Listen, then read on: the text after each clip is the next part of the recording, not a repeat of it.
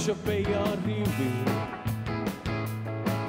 am ddwy heddiw a fory, union fel colli tudalen ola stori.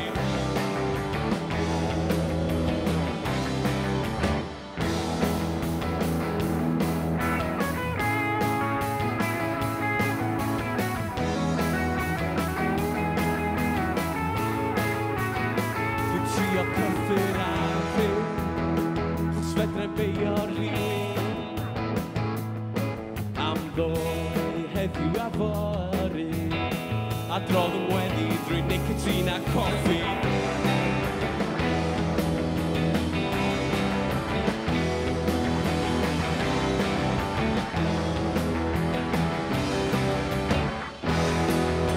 Hir yw amser hiraidd, mae'r galon dal efo twc y saith, nath ei seithi.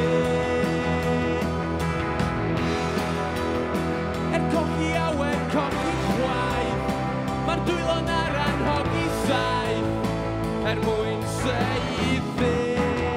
Dwi'n dechrau teimlo'n fyw, dechrau teimlo rhyw newid am ddwy heddiw a fory, yn chai byth ddwy a heddiw nôl.